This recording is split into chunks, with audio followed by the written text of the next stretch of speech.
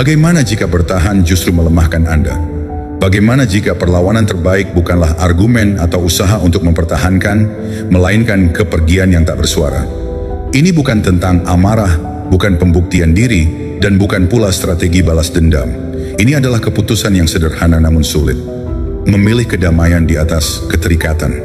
Namun, dunia tidak mengajarkan hal ini. Sebagian besar dari kita dididik untuk percaya bahwa cinta harus diperjuangkan, bahwa kehilangan adalah kegagalan, dan bahwa seseorang yang pergi harus dikejar agar kembali. Tapi apa yang terjadi ketika Anda tidak mengikuti pola itu? Ketika Anda tidak berlari, tidak menjelaskan, tidak berusaha memperbaiki sesuatu yang telah menunjukkan ketidakpedulian pada Anda, orang lain akan melihat keheningan Anda sebagai kekalahan, sebagai tanda menyerah. Mereka akan berkata bahwa Anda harus berusaha lebih keras, bahwa Anda harus menunjukkan seberapa besar Anda peduli. Namun inilah paradoksnya, semakin Anda berusaha meyakinkan seseorang yang sudah ragu, semakin rendah nilai Anda di matanya. Ini bukan tentang kebanggaan, bukan pula permainan pikiran. Ini adalah soal memahami kapan diam lebih bernilai daripada 1000 kata. Ketika Anda berhenti mengejar, Anda tidak hanya melepaskan seseorang, Anda juga melepaskan ilusi bahwa kebahagiaan Anda tergantung padanya. Namun apakah ini berarti Anda harus selalu pergi dalam diam? Tidak juga.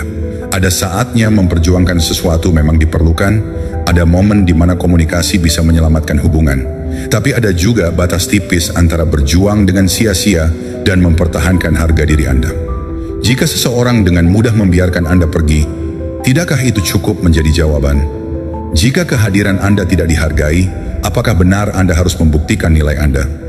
Inilah pelajaran yang sulit diterima oleh banyak orang, terutama mereka yang terbiasa mencari jawaban dalam tindakan impulsif dan emosi yang bergejolak. Dan disinilah dilema sejatinya. Apakah dengan diam Anda benar-benar bebas, atau justru terjebak dalam permainan yang berbeda? Apakah keheningan Anda benar-benar pilihan atau hanya strategi lain untuk mendapatkan reaksi? Karena jika Anda pergi tapi masih berharap dia menyesal, apakah Anda benar-benar sudah melangkah? Jika keheningan Anda adalah ujian untuknya, bukankah itu sama saja dengan manipulasi? Yang membedakan bukanlah tindakan itu sendiri, tetapi niat di baliknya. Jadi pertanyaannya sekarang bukan lagi apakah Anda harus pergi atau bertahan. Pertanyaannya adalah, apakah Anda bisa berdiri dalam diam tanpa berharap seseorang melihatnya? Apakah Anda benar-benar bisa melepaskan? Jika iya, maka bukan hanya Anda yang berubah. Dunia pun akan melihat Anda dengan cara yang berbeda.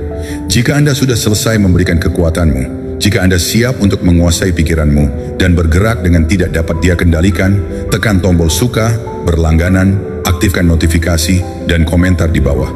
Aku melepaskan apa yang tidak dapat aku kendalikan. Pertama, ketika tidak bereaksi menjadi senjata terbesar. Dia pergi dengan harapan melihat kehancuran.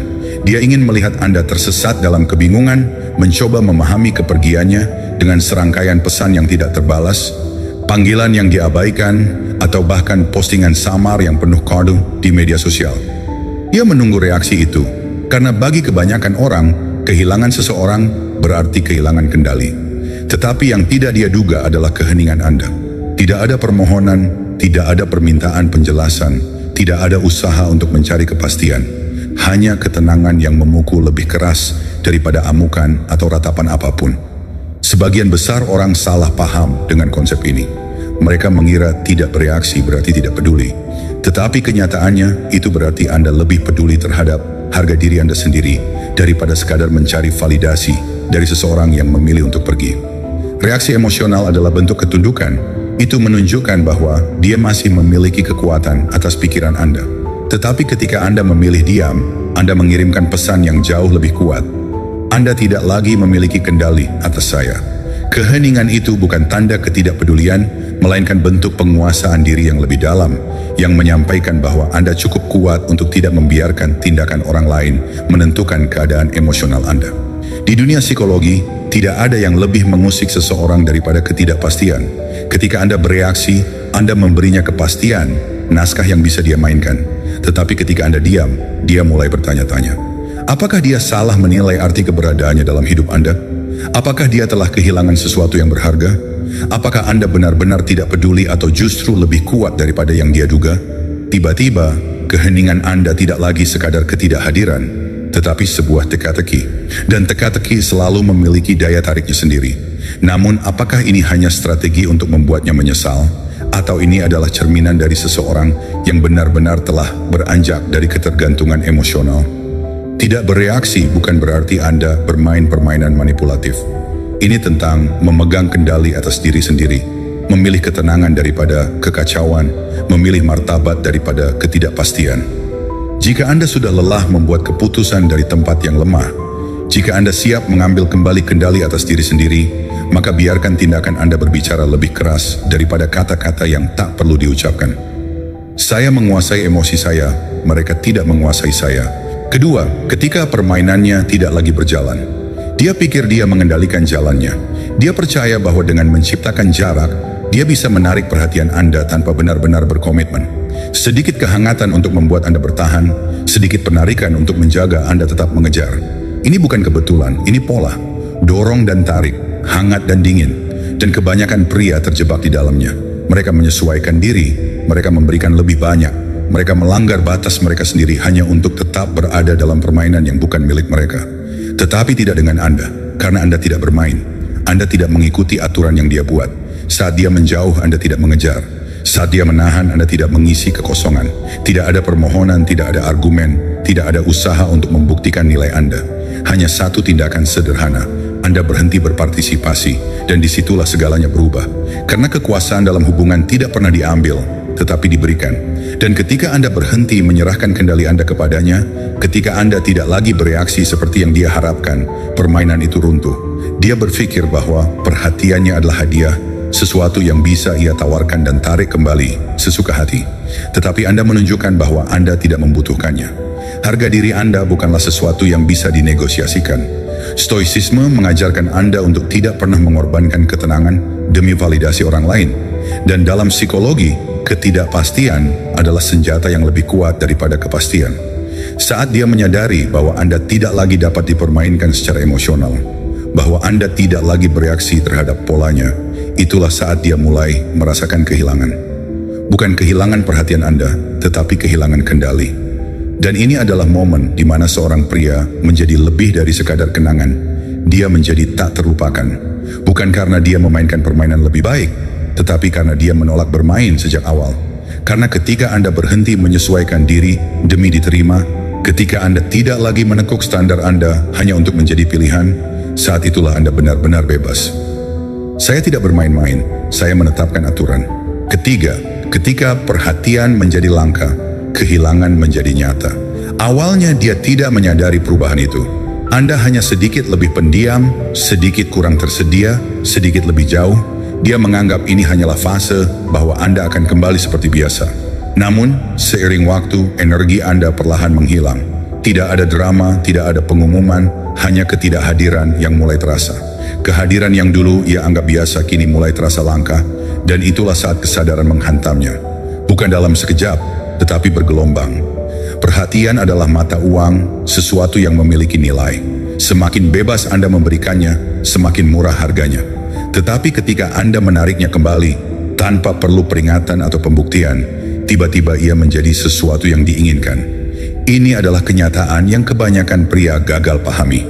Mereka berpikir bahwa dengan terus-menerus menunjukkan kepedulian, mereka akan memenangkan hati seseorang. Tetapi justru sebaliknya, mereka hanya menciptakan kenyamanan, membangun ekspektasi bahwa mereka akan selalu ada, terlepas dari bagaimana mereka diperlakukan. Dan ketika kehadiran Anda dianggap sebagai sesuatu yang pasti, penghargaan terhadapnya perlahan menghilang.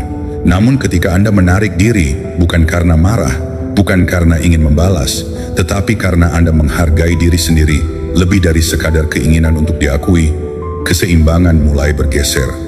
Dia mulai merasakan kehampaan di tempat di mana perhatian Anda dulu mengisi. Dia mulai memutar ulang kenangan, bertanya-tanya apa yang berubah, mencari alasan dalam pikirannya sendiri. Dan semakin lama Anda bertahan dalam keheningan, semakin kuat gelombang ketidakhadiran itu menghantamnya. Ini bukan permainan balas dendam. Anda tidak memposting sesuatu untuk menarik perhatiannya.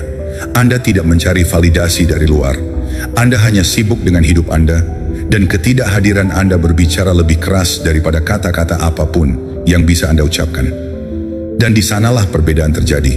Karena pada akhirnya, orang hanya benar-benar menghargai sesuatu ketika mereka menyadari bahwa itu bisa hilang. Perhatian saya diperoleh, bukan diberikan. Keempat, ketika kepergiannya menjadi awal, bukan akhir. Bagaimana jika yang dia bayangkan tentang Anda ternyata salah? Dia pikir Anda akan hancur. Dia pikir Anda akan menghabiskan malam-malam panjang menggali pesan lama, mencari makna di antara kata-kata yang telah kehilangan artinya. Dia berharap Anda akan terjebak dalam ketidakpastian, menunggu dengan harapan bahwa suatu hari dia akan berubah pikiran dan kembali. Kepergiannya adalah ujian dan dia berasumsi bahwa hasilnya sudah jelas. Anda akan jatuh, Anda akan merana, Anda akan tetap diam di tempat yang sama sementara dia melangkah maju. Tetapi bagaimana jika sebaliknya? Bagaimana jika keheningan Anda bukan tanda kelemahan, tetapi fondasi dari sesuatu yang jauh lebih besar? Kebanyakan orang ingin dunia tahu bahwa mereka sedang membaik. Mereka membuat pengumuman, mereka membagikan perjalanan mereka mencoba meyakinkan orang lain, atau mungkin diri mereka sendiri, bahwa mereka baik-baik saja. Tetapi ada jalan lain, jalan yang tidak membutuhkan sorotan, jalan yang hanya bisa dilalui oleh mereka yang benar-benar mengerti arti kekuatan sejati. Anda memilih jalan ini. Tidak ada pembuktian, tidak ada tampilan kepositifan yang dipaksakan. Hanya kerja dalam diam, hanya fokus yang tidak terganggu. Sementara dunia mengira Anda tenggelam, Anda membangun kembali dalam bayang-bayang. Tidak ada yang melihatnya, tidak ada yang memberi tepuk tangan, tetapi itulah keindahannya. Pertumbuhan sejati tidak terjadi dalam kebisingan, tetapi dalam kesunyian. Itu terjadi sebelum matahari terbit, saat Anda berjuang sendiri tanpa penonton. Itu terjadi di balik pintu tertutup, ketika Anda menghadapi pikiran Anda sendiri tanpa perlu meyakinkan siapapun. Saat orang lain mengira Anda diam, Anda justru terkunci dalam momen yang paling menentukan. Ini bukan tentang membuktikan sesuatu kepadanya atau kepada dunia. Ini tentang menemukan kembali diri Anda dengan cara yang tidak bisa diganggu oleh siapapun. Dan saat kesadaran itu muncul, kepergiannya berhenti terasa seperti kehilangan. Sebaliknya, itu menjadi sesuatu yang membebaskan. Tetapi inilah sisi lain yang tidak banyak dibicarakan. Apakah semua ini dilakukan demi membalas? Apakah ini hanya cara lain untuk menunjukkan kepadanya bahwa dia salah menilai Anda? Jika ya, maka Anda masih belum benar-benar bebas. Sebab jika pertumbuhan Anda masih bergantung pada reaksinya, maka dia masih memiliki kendali. Keheningan bukan sekadar strategi, itu harus menjadi cara hidup. Stoicisme mengajarkan bahwa dunia luar hanyalah kebisingan. Yang benar-benar penting adalah apa yang ada di dalam kendali Anda. Pikiran Anda, tindakan Anda, arah hidup Anda. Jadi apakah ini tentang membuatnya menyesal, atau tentang menciptakan versi diri yang bahkan tidak lagi peduli jika dia melihat atau tidak? Saat Anda membangun kembali dalam bayang-bayang, ada satu kepastian. Hari ketika Anda akhirnya muncul kembali, Anda akan menjadi sesuatu yang berbeda.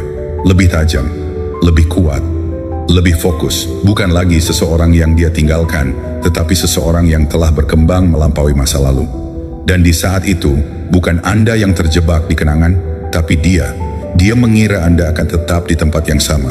Tetapi kenyataannya, Anda telah tumbuh jauh lebih besar daripada apa yang pernah dia bayangkan.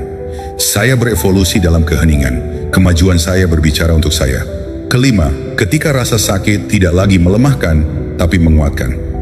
Apa yang akan terjadi jika rasa sakit yang seharusnya menghancurkan Anda justru membangun Anda?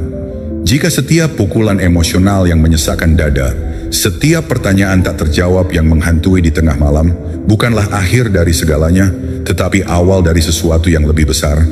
Kebanyakan orang mengira bahwa luka hati hanya bisa dihadapi dengan dua cara: tenggelam di dalamnya atau melarikan diri sejauh mungkin.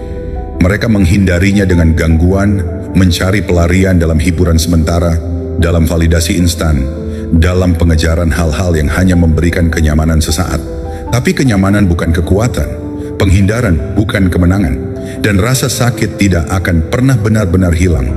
Ia hanya bersembunyi, menunggu saat yang tepat untuk kembali menghantui. Tetapi bagaimana jika Anda memilih jalan yang berbeda?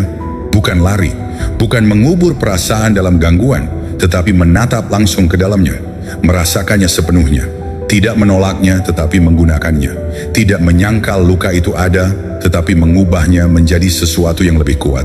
Itulah yang membuat perbedaan. Bukan siapa yang menyakiti Anda, bukan bagaimana keadaan berakhir, tetapi bagaimana Anda meresponsnya. Dan respons itu menentukan apakah Anda tetap terjebak dalam kisah lama atau bangkit dengan bab yang baru. Banyak orang mengira bahwa terlihat baik-baik saja adalah bentuk kemenangan. Mereka tersenyum dalam kepalsuan, mereka berpura-pura tidak peduli, mereka bertingkah seolah semuanya telah berlalu, padahal di dalam mereka masih tersesat dalam kekecewaan. Tetapi kepura-puraan bukan kekuatan. Itu hanya topeng yang akan retak di bawah tekanan. Kekuasaan sejati lahir dari menghadapi, bukan menghindari. Dari mengambil setiap rasa sakit, setiap kekecewaan, dan menggunakannya untuk membangun kembali diri Anda dengan lebih tajam, lebih kuat, lebih tidak terhancurkan. Namun disinilah titik paling kontroversial. Apakah ini semua hanya tentang membuktikan sesuatu kepada orang lain? Apakah pertumbuhan ini hanya demi menunjukkan kepadanya bahwa dia salah menilai Anda? Jika ya, maka sesungguhnya Anda masih berada dalam kendalinya. Anda masih membiarkan tindakannya menentukan jalan hidup Anda. Tapi jika Anda benar-benar mengerti, Anda akan tahu bahwa perjalanan ini bukan tentang dia. Ini bukan tentang membuat siapapun menyesal. Ini adalah tentang membebaskan diri Anda dari keterikatan yang tidak lagi berharga. Kebanyakan orang tidak pernah memahami kekuatan sejati dari transformasi ini. Mereka berpikir bahwa menampilkan kehidupan yang lebih baik, memamerkan keberhasilan, menunjukkan bahwa mereka menang adalah tujuan akhir. Tetapi itu bukanlah kebebasan sejati. Kebebasan sejati adalah ketika Anda tidak lagi merasa perlu untuk membuktikan apapun kepada siapapun. Ketika kemajuan Anda bukanlah pesan tersirat bagi siapapun, tetapi murni untuk diri Anda sendiri. Ketika Anda berubah bukan untuk membalas, tetapi karena Anda tahu Anda pantas untuk lebih dari sekadar terjebak dalam luka lama. Dan pada akhirnya, di sanalah pergeseran terjadi. Dia mengira kehilangan Anda akan menjadi kisah biasa. Seseorang yang berjuang untuk kembali, seseorang yang masih berharap. Tetapi yang terjadi justru sebaliknya. Anda tidak hanya beranjak pergi, Anda berevolusi. Tidak dengan kepahitan, tidak dengan kemarahan, tetapi dengan kejelasan yang tak terbantahkan. Tidak ada yang lebih kuat daripada seseorang yang tidak lagi dikendalikan oleh emosinya. Seseorang yang mengambil rasa sakitnya dan mengubahnya menjadi bahan bakar. Jadi, apakah ini tentang membuktikan sesuatu kepada dunia atau tentang membuktikan kepada diri sendiri bahwa Anda lebih kuat dari yang pernah Anda pikirkan?